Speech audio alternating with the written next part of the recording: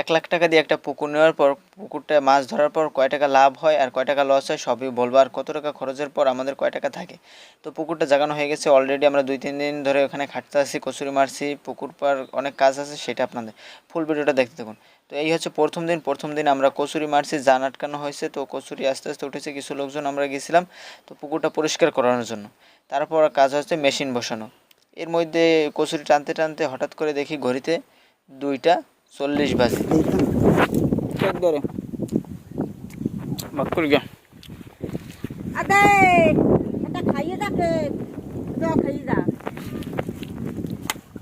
জল আনছি তোমার জন্য খাইয়ে যা বেলে পুকুর জাগানো হবে, বাজে 2টা 24।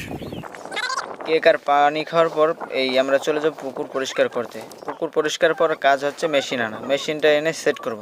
হঠাৎ করে ক্লিপ কিছু ডিলিট হয়ে যাওয়ার কারণে পরের দিন সকালে ভিডিও করে দেখাচ্ছি। তো পুকুরের জল কিন্তু কমে গেছে, অল্প একটু জল আছে। সারা রাত মেশিন চলার পর পুকুর কিন্তু জেগে গেছে, হঠাৎ করে লোকজন এসে গেছে পুকুরে মাছ ধরার জন্য। তো পুকুরে মাছের কোনো দেখা নাই। 1 লাখ টাকার পুকুরে কয় টাকা লাভ হবে কে জানে, মনে হয় তো এবার ধরা খেয়ে গেছে, কারণ পুকুরে কোনো মাছ নেই। আশেপাশে যারা লোকজন বসছে সবাইকে মাছ মনে হয় হয়নি, সব পাতারে রয়ে গেছে জমির ভিতর। তো আমিও দেখতেছি কয় টাকার মাছ হয় হিসাব পরে হবে, আগে মাছ ধরি, সব কিছু খরচ পরে হিসাব করব। তো অলরেডি সারাদিন মেশিন চলা, মেশিন, লেবার, তেল সব মিলিয়ে অনেক টাকা খরচ হয়ে গেছে। তো দেখি মাছ হয় কি। আর মূলত এখানে যে মাছগুলো হবে সব দেশি মাছ, দেশি মাছ খেতে খুব সুস্বাদু। আর এই পুকুরটা আমরা 1 লাখ টাকা দিয়ে নিয়েছিলাম।